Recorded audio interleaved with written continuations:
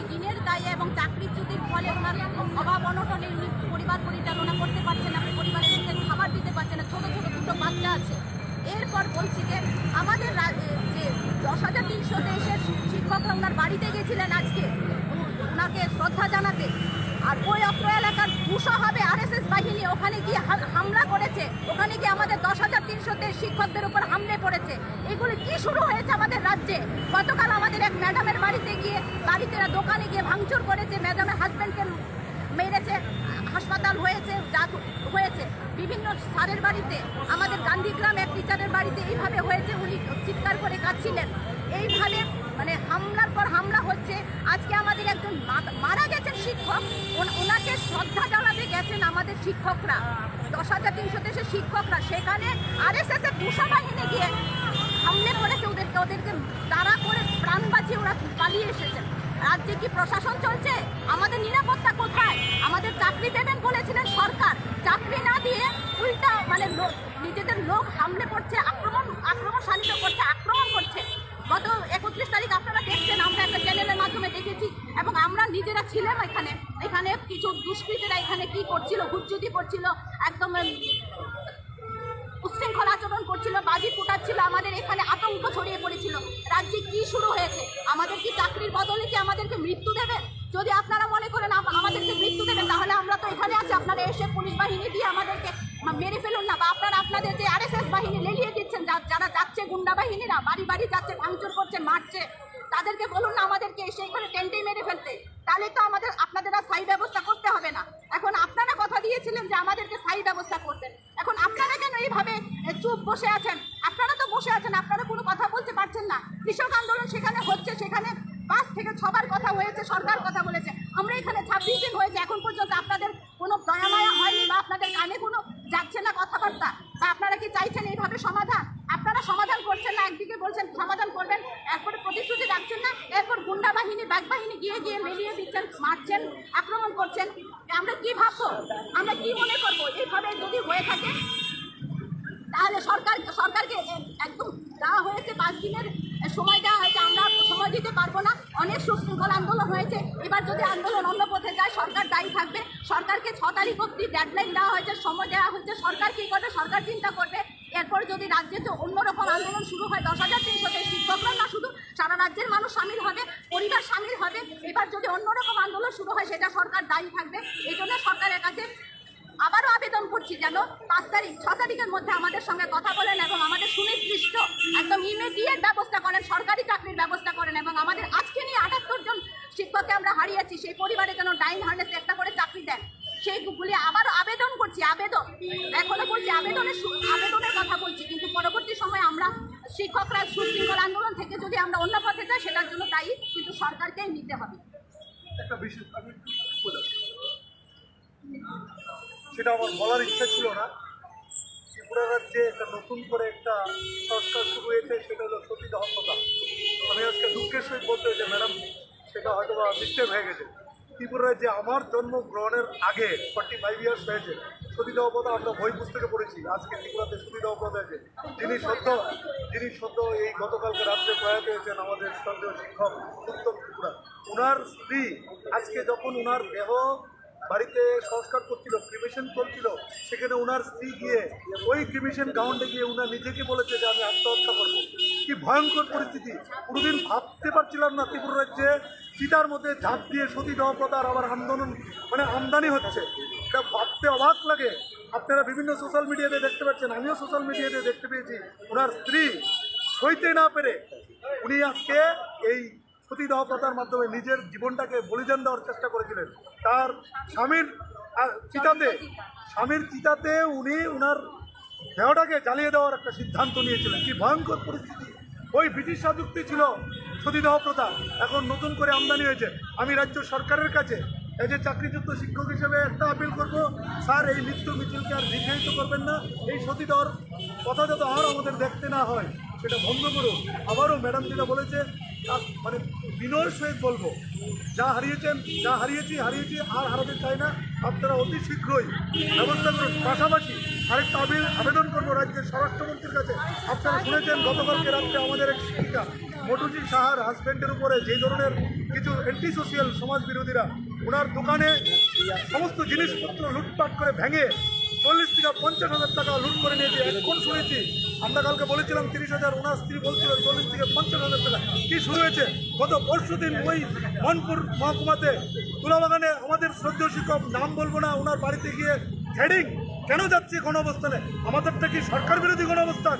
আমি আপনাদের সোশ্যাল মিডিয়ার মাধ্যমে বলতে চাই, আমাদের আন্দোলনটা কোনো সরকার বিরোধী না, এটা গণতান্ত্রিক পদ্ধতিতে আমরা আন্দোলন করছি। এখন অব্দি আপনাদের করে নজিরবিহীন আছে, 27 জন হয়েছে, আমরা কোথাও অগণতান্ত্রিক কোনো পদ্ধতি অবলম্বন করেছি। তাই আমরা সরকারকে আবারও বিনম্রভাবে অনুরোধ করছি, আমাদেরকে গণতান্ত্রিক পদ্ধতিতে 5 তারিখ অব্দি করবো। তারপরে যদি আমাদের রেস্কিউ করার বা সমাধান করার পথ না করেন, তাহলে কিন্তু আমরা অগণতান্ত্রিক যেতে বাধ্য হব। সুতরাং আমাদেরকে গণতান্ত্রিক পথে দেবেন না। যতই আপনারা এইভাবে আমার বিরোধী আসছে, আমি নাম বলবো না, চতুর্দিকে আমাদের শিক্ষকদেরকে হুমকি দিচ্ছে, কেন গণঅবস্থানে যাচ্ছে? এটা থেকে সরকার বিরোধী। আমরা বলছি সরকার বিরোধীরা, সরকারকে পাশে রেখেই আমরা সরকারের কাছে নিবেদন করছি। এটুকু বলবো। নমস্কার।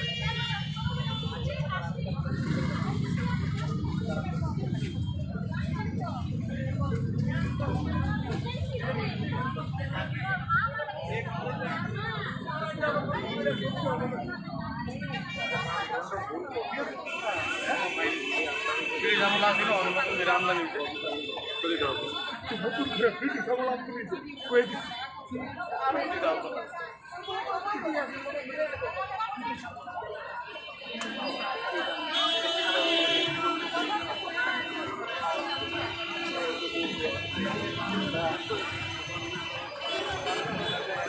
বাদলদা ফোন নাম্বারটা কালেক্ট করে দেবেন মৃত পরিবারে।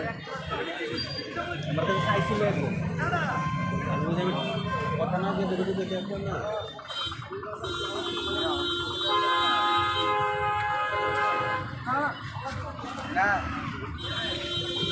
হবে না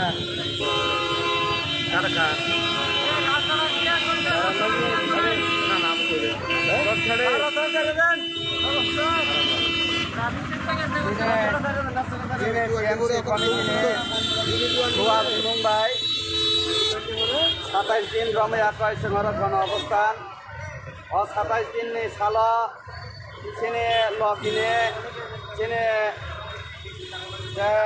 शिक्षक बरंगनान उत्तम कुमार त्रिपुरा बेलाय खाप माने बिसंकै बमिया हर पटक सबै टिका दिने पटक सुरै थि माने आसल कारण हुंकाय दिने चाकरी थांमाने बागै दिने बैंक रिथाय बैंक नि रिथाय बुइन रिथाय बोसाबोतैन सठिक भावे सारिमाया आ अवस्थाय तंमानि जराव बैंक नि प्रेसार लोन नि प्रेसार नि कारणे दिने सागत साफुङै बसाक साक पटक सरैनाय थिका आबोनि बागै जों सरकारना सानोना मुसुंग जे तिने अ जागा बसाय जों सरकारनि थाने बार बार सानोने मुसुंग 10,323 नि 78 जना बरक ताबुकसुक जरा थि थाका 78 जना बरक थैमानि बिसिङब बागबचिनि राज्यने ना शिक्षा मन्त्री ना मुख्यमन्त्री चिने 78 जना थैमानि बिसिङ बागब केप्न नायहाइया जों सानाय नेने काञ्चनपुर मासा सभा खलाइयाकै थैमाने चिने बरन गोनां मन्त्री अख्रा विप्लव कुमार देव थाङै नायखा किन्तु 10,323 नि बरक 78 जना थैमाने बाबु बसुना के बाहाय नायहाइया 27 दिन रमैयाकै लामाव खलाइयाकै चिने कुबुइ मानथाइन सानै चिने कुनो अन्याय किरै अपराध किरै जों निर्दोष निरपराध चिने बागै बाबुक ना दफ्तर ना सरकार जों बाय केबो मालाय हाइया जों चिने सभा खायथं माने बिसिंथै जीएमसी नि सभा खायमाने बिसिंथै चिने बरक चिने मास्टार रक बाबुक थैमा अनेक कमक चिने असभा जखन चौै थानाय चिने थैमाने जे लाइन रमनाय अब केमन आटकी मांगलाक जों आबनो सानो नायो सरकार निनि थाने आसक व्यवस्था तंगै निनि थाने आसक सेफ तंगै नों बाहाय चिने बखाको नासिगै नायया जों सानाय sini bekago nungnai norok naisik norok je sabano jongno khaiyakhai rescue khainani norokni kwbangma sep tongo o sepno norok samungo phonangde समाजनो बांचिरिदे निन बरफनो बांचिरिदे देशनो उन्नयन खाइदे राज्यनो उन्नयन खाइदे राज्यनो श्रेष्ठ राज्य हिसाबै गरिति साटने नरक याग्रिदे ओमतैखाय बरफना मासा मासाखाय बुथारमान अबन बन्द खालाइदे अबन बन्द खालायनो नांमानि बागै नरक जा व्यवस्था नांमा अबन व्यवस्था खाइनानि बागै जों सरकारनि थाने विनम्र भावे अनुरोध खायो जों तिनि नखा जे उत्तम कुमार त्रिपाठी बिहेक दुख नांजागै बोखा सयमाय आङै सिमालिंनि खर बाख्लायनानै बागै खाफ्रोमै थाङो